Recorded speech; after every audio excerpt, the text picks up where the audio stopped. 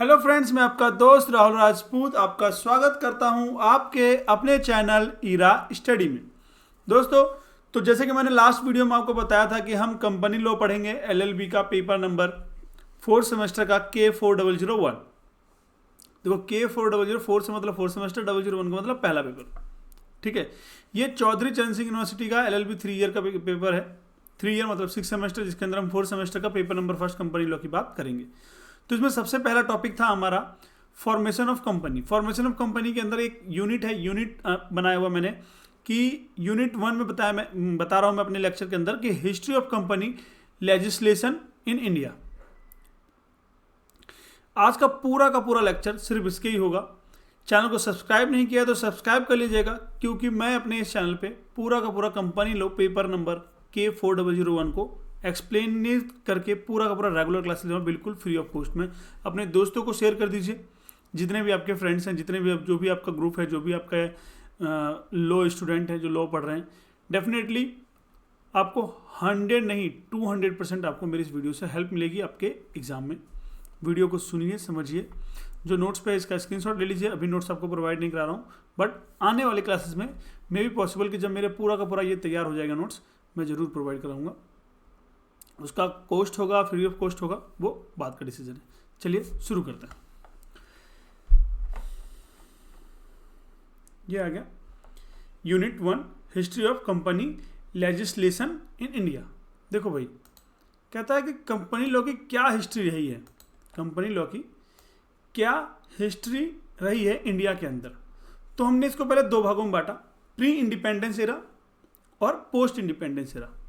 Pre independence era मतलब independence से पहले, और पोस्ट इंडिपेंडेंस एरा मतलब इंडिपेंडेंस के बाद। इंडिपेंडेंस से पहले हमारे पास क्या था कंपनी एक्ट के लिए और कैसे बना, इंडिपेंडेंट के बाद क्या था और कैसे बना। तो बोला कि जब प्री इरा की बात करी गई, तो बोला कि भैया प्री इरा में हमारे पास कितने थे, कंपनी लॉ, कंपनी एक्ट 1850। ये एक्ट कहाँ से आया? पहला एक्ट क्या था? Company act 1850। एग्जाम में अगर आए हिस्ट्री के बारे में तो लिख सकते हो pre independence era before 1947, first act the company act 1850। 1850 act कहाँ से आया? तो बोलता है जब first company law in India, 1850 क्या है? एक first company law of India है। First company law of India based on the English company act 1844। मतलब जो अंग्रेजों का एक्ट 1844 था उसके बेस पे बनाया गया 1850, और यही था इंडिया का पहला कंपनी लॉ जो कि कंपनी पे, कॉर्पोरेट सेक्टर पे काम करता है। इसके अंदर क्या था? तो कहता है allow joint stock company to be registered. इसमें अलाउ था जॉइंट स्टॉक कंपनी, ठीक है, जॉइंट स्टॉक कंपनी रजिस्टर्ड इसके अंदर अलाउ था। बोला गया limited liability was not introduce. Limited liability जो था इंट्रोड्यूस नहीं है। लिमिटेड लाइबिलिटी का मतलब क्या है? लिमिटेड लाइबिलिटी एक कॉन्सेप्ट है जो ये कहता है कि कंपनी के मेंबर्स की लाइबिलिटी जो होगी ना, लिमिटेड होगी। कंपनी अगर लॉस में जा रही है तो उस लॉस को या उसके डेप्थ को पूरा करने के लिए, उसके जो डिवेंचर्स होंगे, जो उसके लोन्स होंगे, उसको पूरा करने के लिए कंपनी की प्रॉपर्टी को बेचा जाएगा। कंपनी के मेंबर्स का उसमें कोई इन्वॉल्वमेंस नहीं होगा। ये लिमिटेड लाइबिलिटी का कॉन्सेप्ट है। तो बोला कि 1850 में जो कंपनी एक्ट आया था उसके अंदर लिमिटेड लाइबिलिटी को इंट्रोड्यूस नहीं किया गया था। Meaning shareholder wars were, क्या बोला? Meaning shareholder were personally liable for a company डेप्थ। सीधी सी बात है, जब बोला गया कि भाई सेपरेट नहीं है तो मतलब पर्सनली लायबल होंगे। ठीक है, एग्जाम्पल से स्क्वायर से समझते हैं। बोला गया businessman investing in a company could loss not only his investment but also his personal assets if the company went bankrupt. क्या बोला गया? कि अगर कोई बिजनेसमैन इन्वेस्टिंग करता है किसी कंपनी के अंदर, could loss not only his investment but also his personal assets is the company bank corrupt. अगर कंपनी बैंक करप्ट हो गया, is the bank company corrupt, मतलब अगर बैंक की जो कंपनी है वो अगर बैंक करप्ट हो गया, बैंक करप्ट मतलब दिवालिया घोषित हो गया, लॉस में चला गया, तो इन्वेस्टमेंट के जितना पैसा उसने इन्वेस्ट किया वो तो जाएगा ही जाएगा, प्लस उसकी जो पर्सनल प्रॉपर्टी लेवल होगी वो भी जाएगी। अब उसके बाद क्या आया? उसके बाद आया 1857, मतलब 1857, the company act 1857। Company act 1857 क्या कहता है समझना। कहता है कंपनी एक्ट 1857 पहले तो जानते हैं, देखो अभी हमने ऊपर पढ़ा तो ऊपर में क्या कॉन्सेप्ट पढ़ा, किसके बाद आया? इंग्लिश लॉ 1844 के बाद आया। ठीक है, कब आया? 1850 में आया। जब वो आया तो उसमें क्या था, जॉइंट स्टॉक कंपनी का वो था। मैं अगर बोल रहा हूँ, आप साथ के साथ, आपके पास सफिशिएंट टाइम है कि आप इसको अपने रजिस्टर में नोट कर सकते हो, तो आप इसको साथ के साथ नोट करके चलो। सिर्फ जानता हूँ मैं इतना सुंदर नहीं हूँ कि आप मुझे देखोगे, पर फिर भी कोशिश करो कि आप लिखते रहोगे ना, पॉइंटिंग, इतना ज़्यादा पॉइंट इसमें मैंने लिखवा नहीं रखा है, लिखते रहोगे तो आपको अभी लिखने की प्रैक्टिस हो जाएगी, एग्जाम में वो हेल्प देगा। चलो, तो कंपनी एक्ट 1857 आया, कंपनी एक्ट 1850 इंग्लिश लॉ में किसकी वजह से आया? This was influence by the English company act 1856। English company act 1856 जब आया तो 1857 बना गया। जब 1857 बना तो इसमें क्या चीज़ था? तो बोला गया introduce limited liability, meaning the shareholder was only responsible for their share. Example देखो, कहता shareholder owning 10,000 worth of the share in the company that went bankrupt would be only loss that 10,000 rather than all his assets. बोला गया भैया जितना उसने पैसा invest किया, company अगर बैंकक्रप्ट होगी तो उसका पैसा उतना डूबेगा, उसके पर्सनल असेट्स लायबल नहीं होंगे। ये कब आ गया लिमिटेड लाइबिलिटी वाला कॉन्सेप्ट? 1857 में। अब इसे बोला गया investment reducing personal financial risk. क्या बोला गया? इनक्रॉड, investment by reducing personal financial risk. इसको क्या पढ़ेंगे? इनक्रॉड पढ़ेंगे।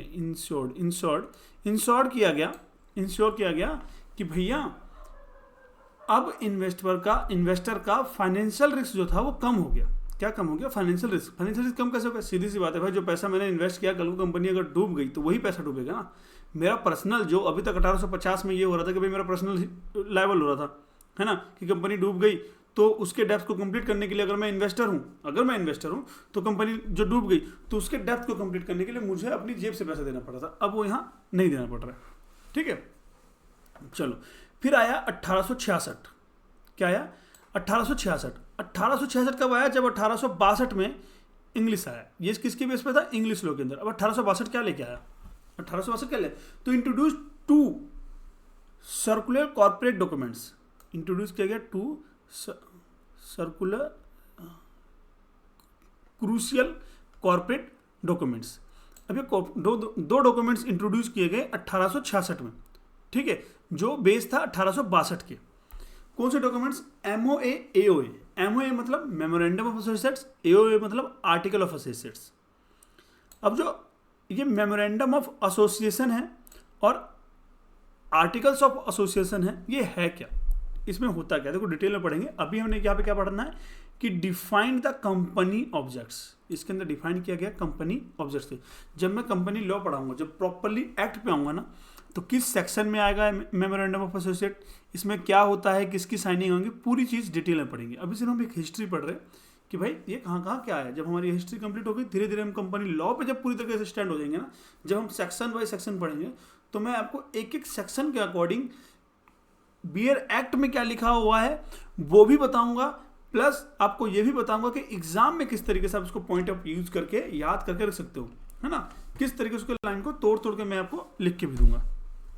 बोला गया मेमोरेंडम ऑफ एसोसिएशन, डिफाइन किया गया कंपनी के ऑब्जेक्ट्स। मेमोरेंडम ऑफ एसोसिएशन में क्या हुआ? कंपनी के ऑब्जेक्ट्स को डिफाइन किया गया। आर्टिकल ऑफ एसोसिएट में क्या हुआ? Rule for the internal management of company, मतलब कि कंपनी क्या करेगी, कैसे मैनेज करेगी, वो सारी बातें इसमें लिखेगी। Recognise companies as a separate legal entity. देखो सेपरेट लीगल एंटिटी क्या होता है मैं समझा देता हूँ, आगे भी कई बार ये आएगा, इसके ऊपर पूरी केस। सेपरेट लीगल एंटिटी मतलब कंपनी अलग है और कंपनी के मेंबर्स अलग है। अभी के लिए इतना ही, बाकी मैं आगे डिटेल करूंगा। बोला गया सिग्निफिकेंस, बोला गया allow business to raise capital more effectively. Allow किया गया बिजनेस क्या कर सकता है? रेज कर सकता है कैपिटल को ज्यादा से ज्यादा इफेक्टिवली। ठीक है। Introduce the concept of perpetual succession.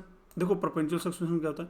परपेंचुअल succession का मतलब क्या होता है? कंपनी का डायरेक्टर, ऑनर, मेंबर्स रहे या ना रहे, एग्जिस्टली कंपनी हमेशा एग्जिस्ट करेगी। मैं कंपनी में इन्वेस्टर हूं, कल को मैं रहूं या ना रहूं, कंपनी को कोई फर्क नहीं पड़ता। मैं कंपनी का फाउंडर हूं, डायरेक्टर हूं, अगर कंपनी इनकॉर्पोरेशन हो गई, मैं रहूं या ना रहूं, कंपनी को कोई फर्क नहीं पड़ता। कंपनी हमेशा ही जिंदा रहेगी जब तक उसको प्रॉपर्ली बाइंडिंग अप ना किया जाए, प्रॉपर्ली बंद ना कर दिया जाए। बाइंडिंग का मतलब क्लोज ना कर दिया जाए।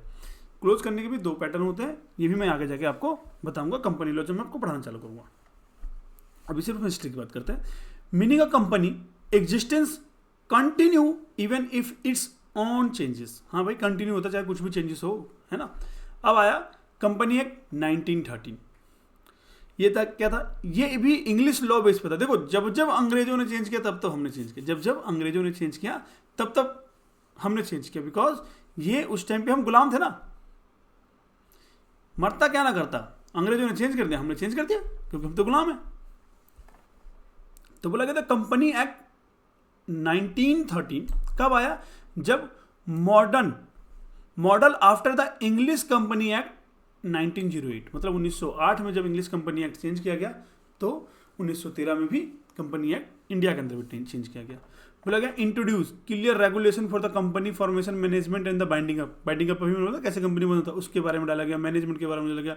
क्या बोला गया, डिफाइन किया गया डायरेक्टर्स की रिस्पॉन्सिबिलिटीज, शेयर होल्डर के राइट्स, ठीक है।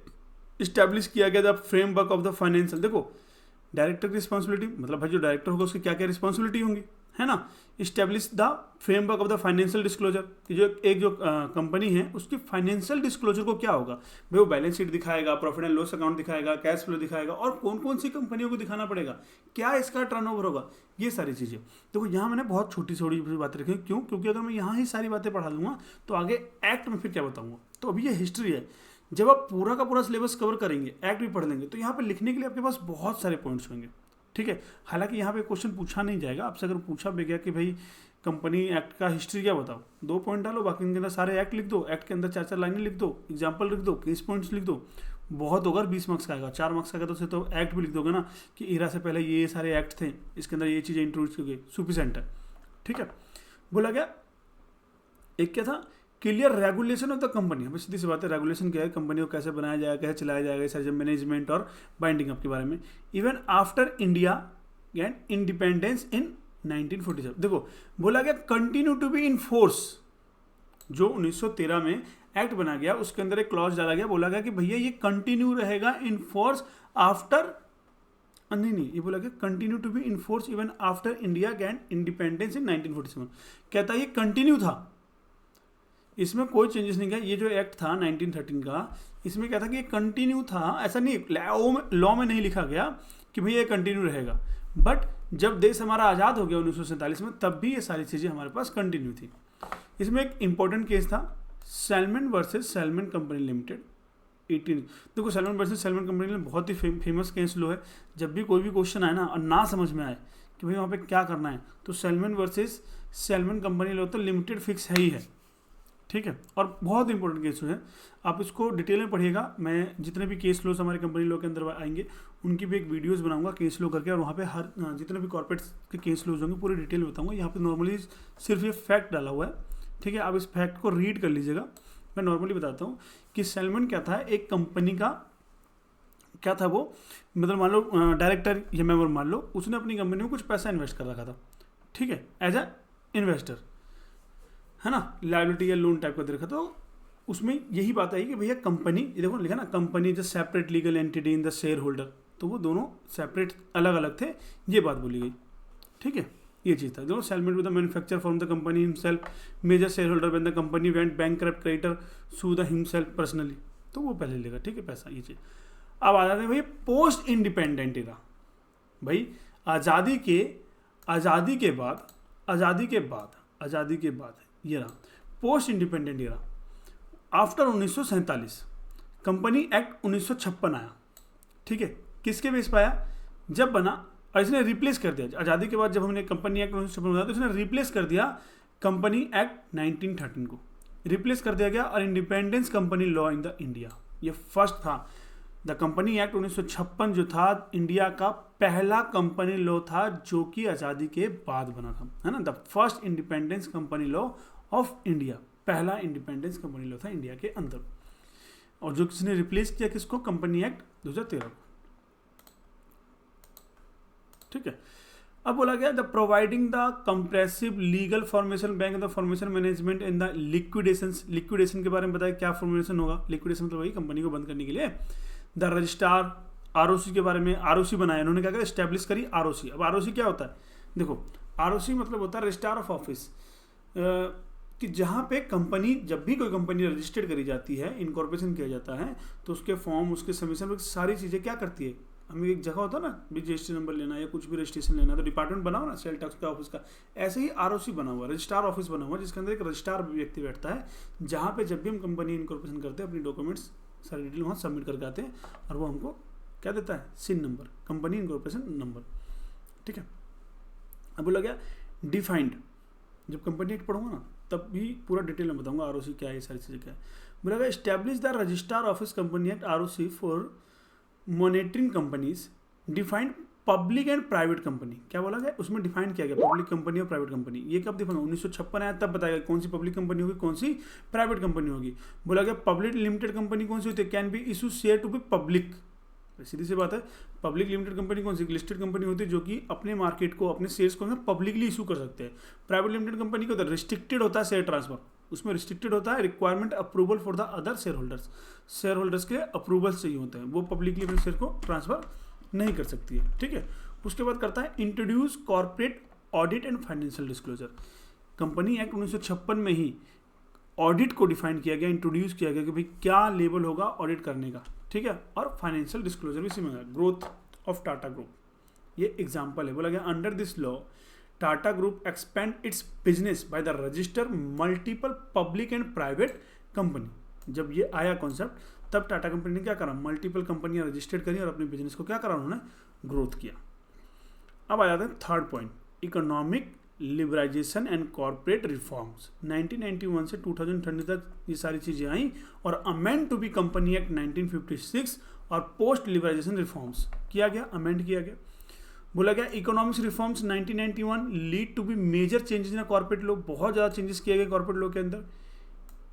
इन कॉर्ड फॉरेन डायरेक्ट इन्वेस्टमेंट को लेके आ गया, इन्फोर्स किया गया है ना, कि फॉरेन कंपनियां इन्वेस्टमेंट के लिए आए।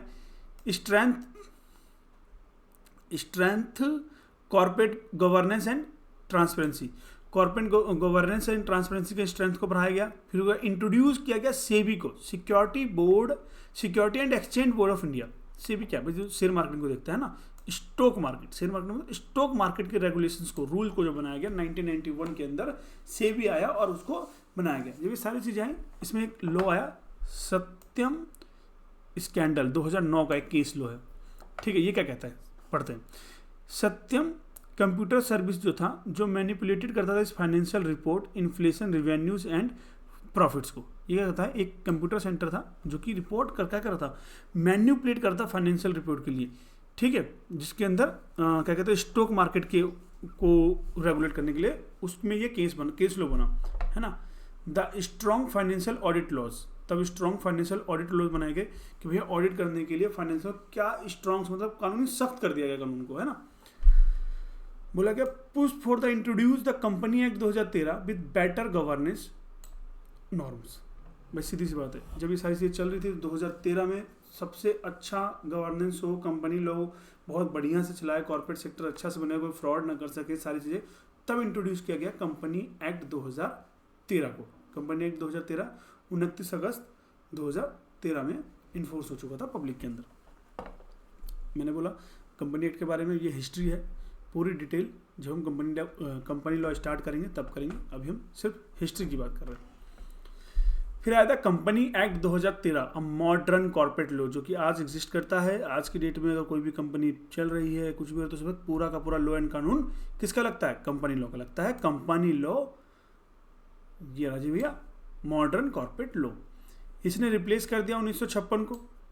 ठीक है, फोर्स किया गया transparency, investor protection and case of doing business, है ना, and ease of doing business, business करने में आसानी हो सके, वो इसका प्रयास था।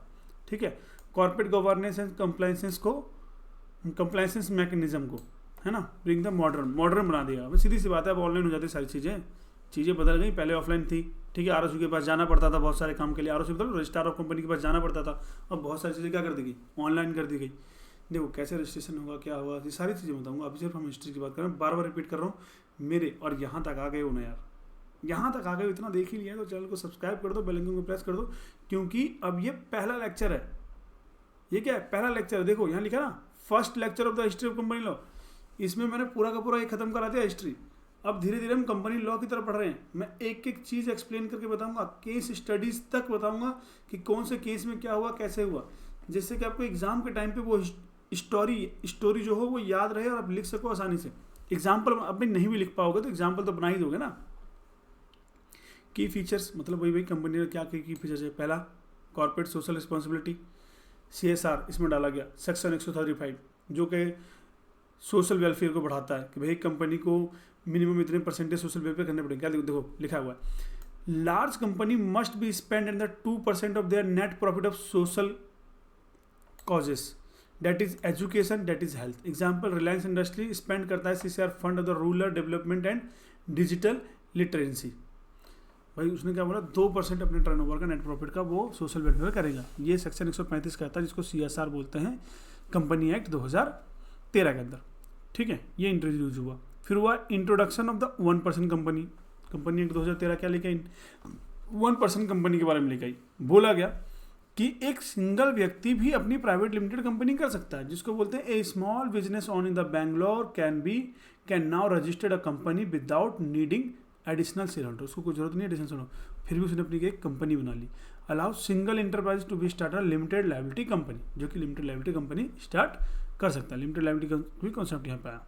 ठीक है, चलो उसके बाद क्या था हमारे पास, ये रहा नेशनल कंपनी लॉ ट्रिब्यूनल, इसको बोलते हैं NCLT, शॉर्ट फॉर्म में बोला गया NCLT and national company law appeal tribunal.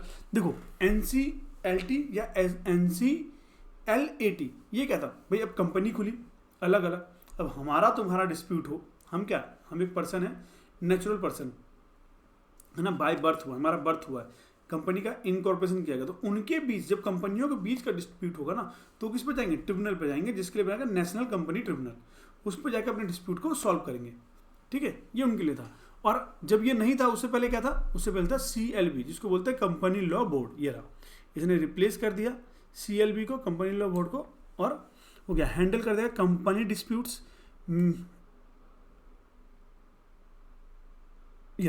इसने क्या करा, कंपनी के डिस्प्यूट को हैंडल किया, मर्जर्स को किया, एक्विजिशंस को किया, लिक्विडेशन को किया। मतलब कंपनी आपस में मर्ज हो रही है तो कैसे होंगी, ठीक है,